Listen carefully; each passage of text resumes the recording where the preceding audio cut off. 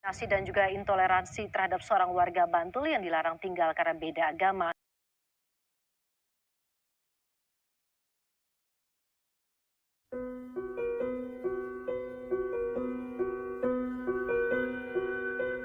Untukmu Indonesiaku,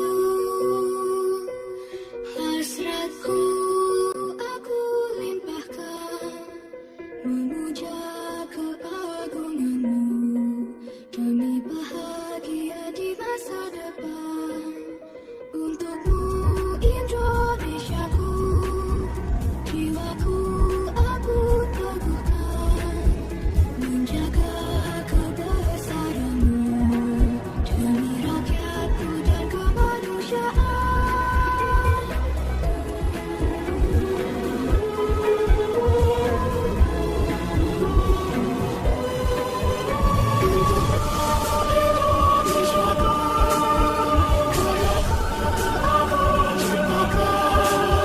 Sebagai rasa syukurku kepadamu, junjung aku anugerah. Sebagai rasa syukurku kepadamu, junjung aku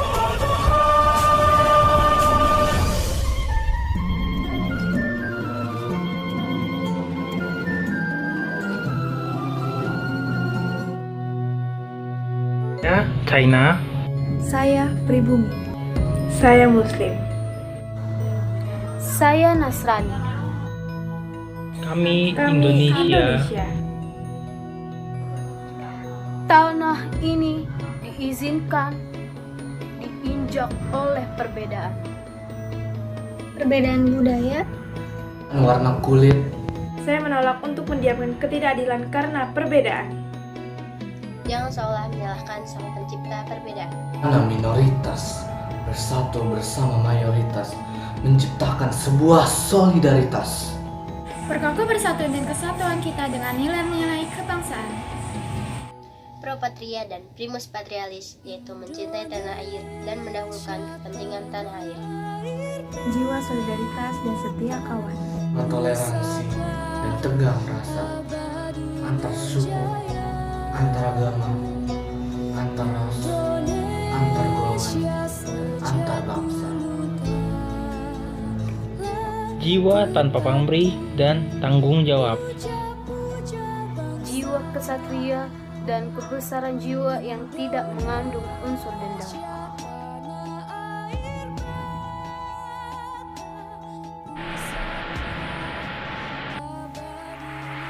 Washington, 1956. Ahmed Sukarno, President of Indonesia, proclaims the 5 guiding principles of his infant nation. Immediately we had proclaimed our independence in August 45. We attached as preamble to our constitution the Pancasila. Panca means 5, Sila means principle. The Pancasila, the 5 guiding principles of our national life. Persatuan dan Kesatuan Bangsa pada masa Orde Lama dimulai dari tanggal 5 Juli 1959 sampai dengan 11 Maret 1966. Dekret Presiden tanggal 5 Juli 1959 telah membawa kepastian di negara Indonesia. Negara kita kembali menggunakan UUD 1945 sebagai konstitusi negara yang berkedudukan sebagai asas penyelenggaraan negara. Sejak berlakunya kembali UUD 1945, Presiden berkedudukan sebagai kepala negara dan kepala pemerintahan. Kabinet yang dibentuk pada tanggal 19 Juli 1959 dinamakan Kabinet Kerja yang terdiri atas Kabinet Inti, Menteri-Menteri ex officio, dan Menteri-Menteri muda sebanyak 60 orang. Pada periode ini muncul pemikiran di kalangan para pemimpin bangsa Indonesia yang dipelopori Presiden Soekarno yang memandang bahwa pelaksanaan demokrasi liberal pada periode yang lalu hasilnya sangat mengecewakan. Sebagai akibat dari kekecewaan tersebut, Presiden Soekarno mencetuskan konsep demokrasi terpimpin. Pada mulanya, ide demokrasi terpimpin adalah demokrasi yang dipimpin oleh hikmat kebijaksanaan dalam permusyawaratan perwakilan. Namun lama-kelamaan bergeser menjadi dipimpin oleh presiden atau pemimpin besar revolusi. Maka akhirnya segala sesuatu didasarkan kepada kepemimpinan penguasa dalam hal pemerintah. Pelaksanaan pemerintahan pada periode ini meskipun berdasarkan UUD 1945 tetapi kenyataannya banyak terjadi penyimpangan. Berikut ini adalah beberapa penyimpangannya. Yang pertama, membubarkan DPR hasil pemilu dan menggantikannya dengan membentuk DPR gotong royong atau DPR GR yang anggotanya diangkat dan diberhentikan oleh Presiden. Yang kedua, membentuk MPR sementara yang anggotanya diangkat dan diberhentikan oleh Presiden.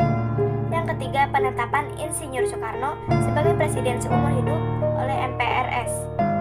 Yang keempat, membentuk Front Nasional melalui penetapan Presiden nomor 13 tahun 1959 yang anggotanya berasal dari berbagai organisasi kemasyarakatan dan organisasi sosial politik yang ada di Indonesia.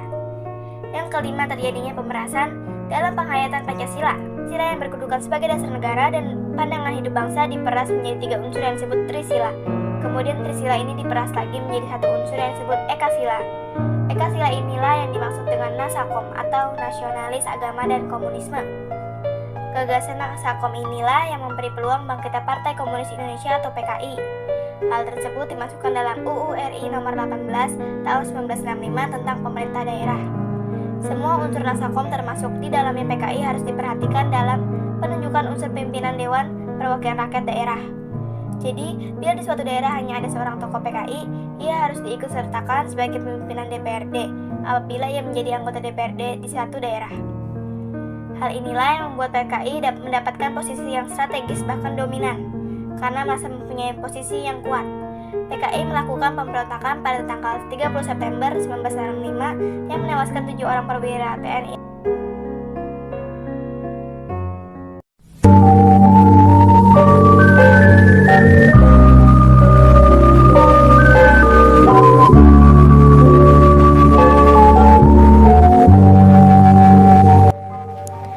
Persatuan dan Kesatuan Bangsa pada masa Republik Indonesia Serikat atau RIS.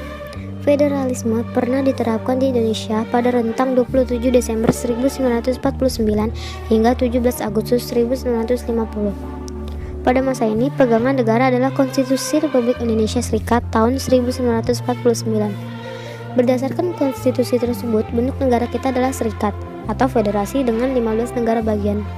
Sistem pemerintahan yang dianut pada periode ini adalah sistem parlementer, kabinet semu atau kuasi parlementer, dengan karakteristik sebagai berikut. Pengangkatan Perdana Menteri dilakukan oleh Presiden, bukan oleh Parlemen sebagaimana lazimnya. Kedua, kekuasaan Perdana Menteri masih dicampur tangani oleh Presiden. Hal itu tampak pada ketentuan bahwa Presiden dan Menteri-Menteri bersama-sama merupakan pemerintah. Seharusnya Presiden hanya sebagai kepala negara, sedangkan kepala pemerintahannya dipegang oleh Perdana Menteri. Yang ketiga, pembentukan kabinet dilakukan oleh Presiden, bukan oleh Parlemen. Yang keempat, penanggung-jawaban kabinet adalah Kepala Dewan Perwakilan Rakyat atau DPR, namun seharusnya melalui keputusan pemerintah. Yang kelima, Parlemen tidak mempunyai hubungan erat dengan pemerintah sehingga DPR tidak punya pengaruh besar terhadap pemerintah. DPR tidak dapat menggunakan mosi tidak percaya kepada kabinet. Yang keenam, Presiden RIS mempunyai kedudukan rangkap, yaitu sebagai kepala negara dan kepala pemerintahan. Pada masa Republik Indonesia Serikat juga terjadi beberapa gerakan separatis yang diantaranya adalah sebagai berikut. Gerakan Angkatan Perang Ratu Adil atau APRA, pemberontakan Andi Aziz di Makassar, Gerakan Republik Maluku Selatan atau RMS.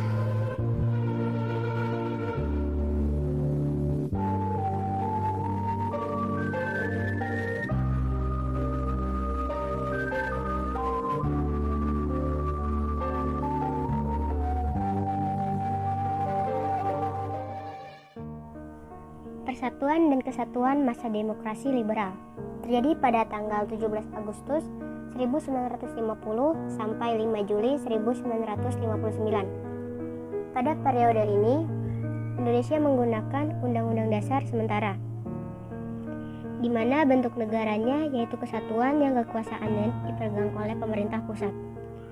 Bentuk pemerintahannya republik dan sistem pemerintahannya parlementer. Pada sistem ini banyak sekali terjadi pergantian kabinet. Yang pertama ada Kabinet Natsir, lalu Kabinet Sukirman, Kabinet Wiropo, Kabinet Ali Sastro Amijoyo I, dan kelima Kabinet Burhanuddin Harahap. Pada kabinet ini, Indonesia pertama kalinya menyelenggarakan pemilu yang disepakati oleh 28 partai.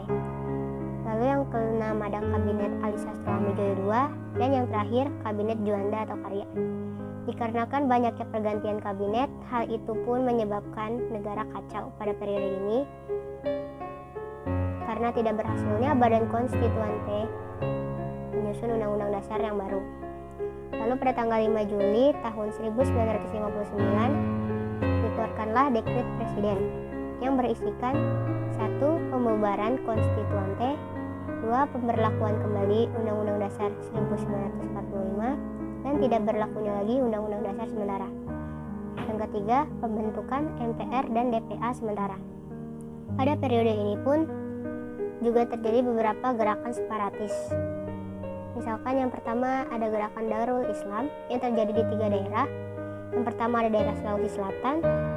Gerakan tersebut dipimpin oleh Kahar Muzakar, di mana pemberontakan ini disebabkan oleh Kahar Muzakar yang menempatkan Laskar-Laskar Rakyat Sulawesi Selatan ke dalam lingkungan APRIS atau Angkatan Perang Republik Indonesia Serikat, dan dia berkeinginan untuk menjadi pimpinan dari APRIS.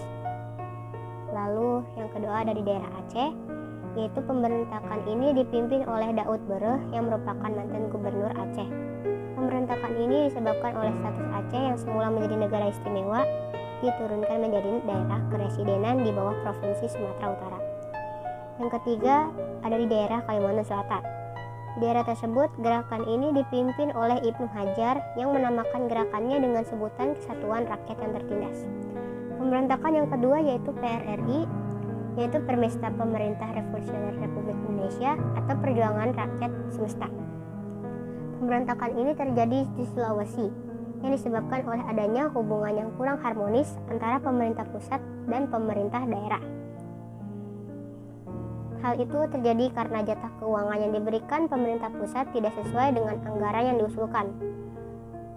Hal tersebut pun menimbulkan dampak ketidakpercayaan terhadap pemerintah pusat dan dibentuklah gerakan Dewan. Yang pertama ada Dewan Banteng di Sumatera Tengah dipimpin oleh Letkol Ahmad Hussein. Yang kedua Dewan Gajah di Sumatera Utara dipimpin oleh Letkol Simbolon. Yang ketiga Dewan Garuda di Sumatera Selatan.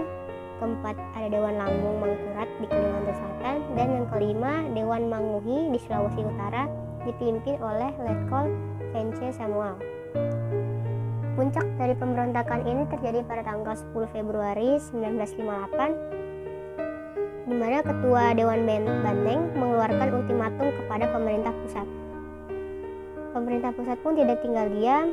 Pemerintah pusat melancarkan operasi Sabta Marga dan berhasil melumpuhkan aksi yang dilakukan oleh PRRI atau Permesta. Persatuan dan Kesatuan Bangsa pada masa Revolusi Kemerdekaan, yaitu dimulai pada tanggal 18 Agustus 1945 sampai dengan 27 Desember 1949. Pada periode ini, bentuk negara Republik Indonesia adalah kesatuan dengan bentuk pemerintahan anak republik, yang mana presiden berkedudukan sebagai kepala pemerintahan sekaligus sebagai kepala negara. Sistem pemerintahan yang dipakai adalah sistem pemerintahan presidensial. Periode ini yang dipakai sebagai pegangan adalah Undang-Undang Dasar 1945, tetapi belum digunakan secara murni dan konsekuen karena bangsa Indonesia baru saja memproklamasikan kemerdekaannya. Walaupun Undang-Undang Dasar 1945 telah berlaku, namun yang dapat dibentuk hanya presiden, wakil presiden, serta para menteri dan gubernur yang merupakan perpanjangan tangan pemerintah pusat. Adapun 12 departemen yang dibentuk untuk pertama kalinya di Indonesia, dan provinsi yang baru dibentuk terdiri atas 8 wilayah yang terdiri atas Jawa Barat, Jawa Tengah, Jawa Timur, Sumatera, Borneo, Sulawesi, Maluku, dan Sunda Kecil. Kondisi tersebut didasarkan pada aturan peralihan Undang-Undang Dasar 1945 yang menyatakan bahwa untuk pertama kalinya Presiden dan Wakil Presiden dipilih oleh PPKI. Lembaga-lembaga tinggi negara lain yang disebutkan dalam Undang-Undang Dasar 1945 seperti MPR, DPR, DPA, BPK, dan MA belum dapat diwujudkan sehubungan dengan keadaan darurat dan harus dibentuk berdasarkan undang-undang. Untuk mengatasi hal tersebut, Undang-Undang Dasar 1945 melalui ketentuan dalam pasal 4 aturan peralihan menyatakan bahwa sebelum Majelis Permusyawaratan Rakyat, Dewan Perwakilan Rakyat, dan Dewan Pertimbangan Agung dibentuk, menurut Undang-Undang Dasar ini, segala kekuasaannya dijalankan oleh Presiden dengan bantuan sebuah komite nasional.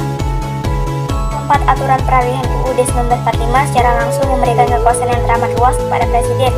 Dengan kata lain, kekuasaan Presiden meliputi kekuasaan pemerintah, negara atau eksekutif, menjalankan kekuasaan MPR dan DPR atau legislatif, serta menjalankan tugas BPA. Oleh karena itu, PPKI dalam Undang-Undang Dasar 1945 mencantumkan 2 ayat aturan tambahan yang menegaskan bahwa dalam 6 bulan sesudah berakhirnya peperangan Asia Timur Raya, Presiden Indonesia mengatur dan menyelenggarakan segala hal yang ditetapkan dalam Undang-Undang Dasar ini. Dalam 6 bulan setelah Majelis Permusyawaratan Rakyat dibentuk, majelis itu bersidang untuk menetapkan Undang-Undang Dasar.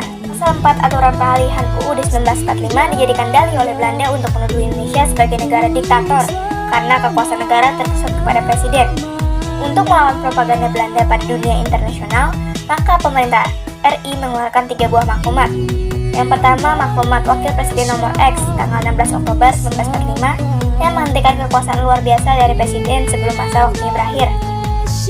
Yang kedua, maklumat pemerintah tanggal 3 November 1945 tentang pembentukan partai politik yang sebanyak-banyaknya oleh rakyat.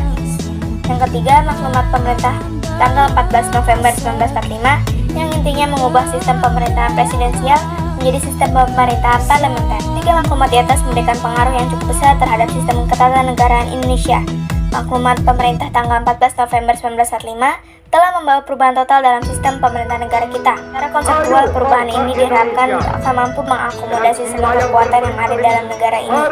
Akan tetapi, pada kenyataannya, sistem ini justru membawa bangsa Indonesia ke dalam keadaan yang tidak stabil. Sistem pemerintahan parlementer tidak berjalan lama. Sistem tersebut berlaku mulai tanggal 14 November 1945 dan berakhir pada tanggal 27 Desember 1949. Sempat terjadi beberapa kali pergantian kabinet.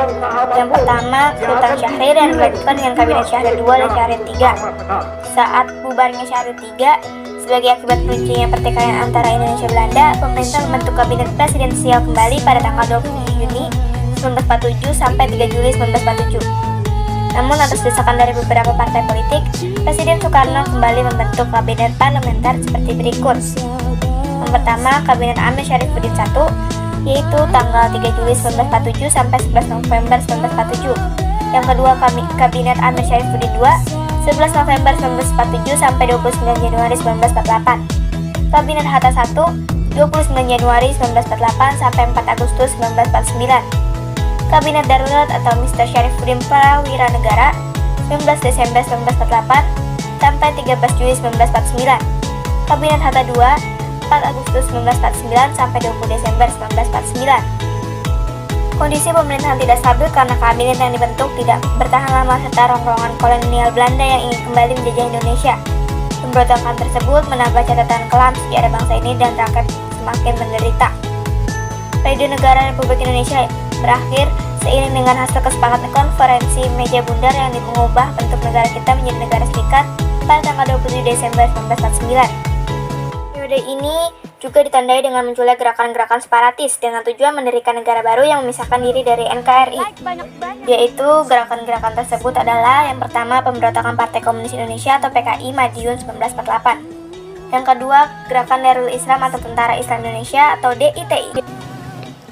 Persatuan dan kesatuan pada masa Orde Baru. Kepemimpinan Presiden Soekarno akhirnya jatuh pada tahun 1966.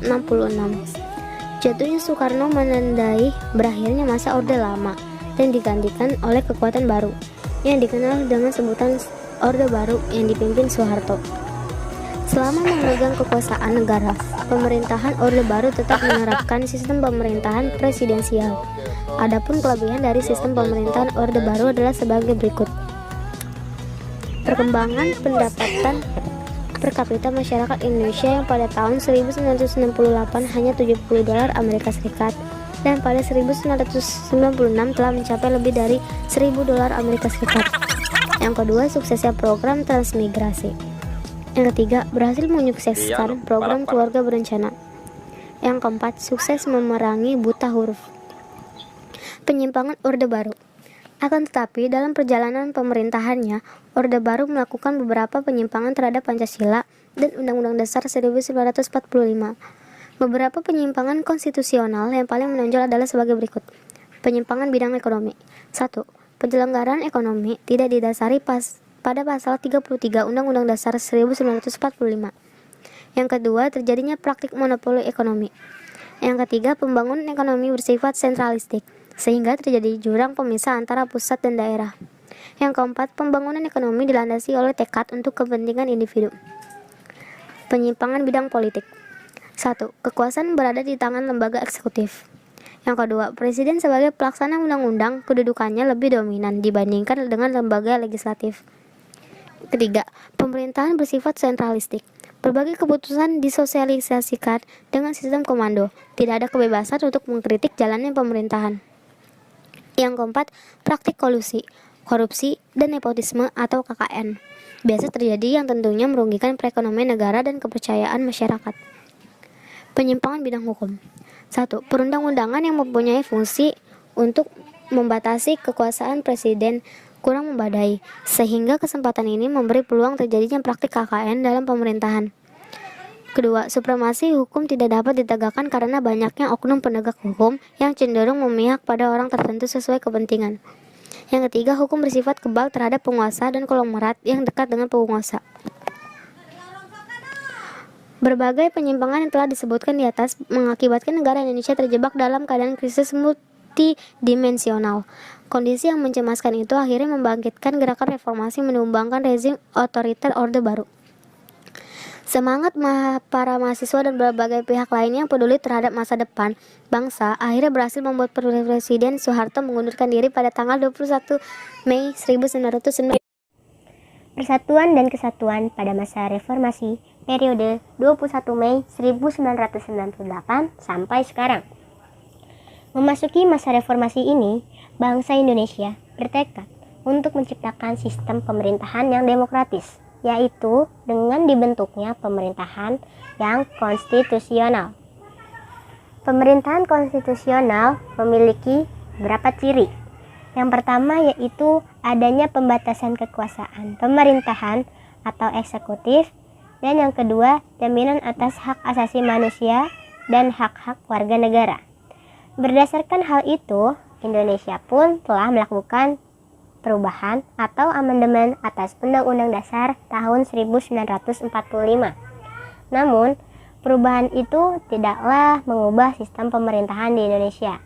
Baik sebelum maupun sesudah perubahan, sistem pemerintahan di Indonesia tetaplah presidensial, dan yang diubah adalah peran dan hubungan presiden dan DPR, dan juga struktur ketatanegaraan yang ada di Indonesia. Berikut ini adalah beberapa perubahan yang terdapat pada Undang-Undang Dasar tahun 1945. Yang pertama, yaitu kedaulatan di tangan rakyat dan dilakukan menurut Undang-Undang Dasar Pasal 1 Ayat 2. Kedua, MPR merupakan lembaga bikameral, yaitu terdiri dari anggota DPR dan anggota DPD. Pasal 2 Ayat 1. Ketiga, Presiden dan Wakil Presiden dipilih langsung oleh rakyat. Pasal 6A Ayat 1. Keempat, Presiden memegang jabatan selama 5 tahun dan dapat dipilih kembali dalam jabatan yang sama untuk 1 kali masa jabatan. Pasal 7. Kelima, pencantuman hak asasi manusia pada pasal 28A sampai pasal 28J. Keenam, penghapusan DPA sebagai lembaga tinggi negara. 7. Presiden bukan mandataris MPR. 8. MPR tidak lagi menyusun GBHN. 9. Pembentukan Mahkamah Konstitusi atau MK dan Komisi Yudisial atau KY pasal 24B dan 24C. 10. Anggaran pendidikan minimal 20%, pasal 31 ayat 4. 11. Negara kesatuan tidak boleh diubah, pasal 37 ayat 5. 12. Penjelasan Undang-Undang Dasar tahun 1945 dihapus,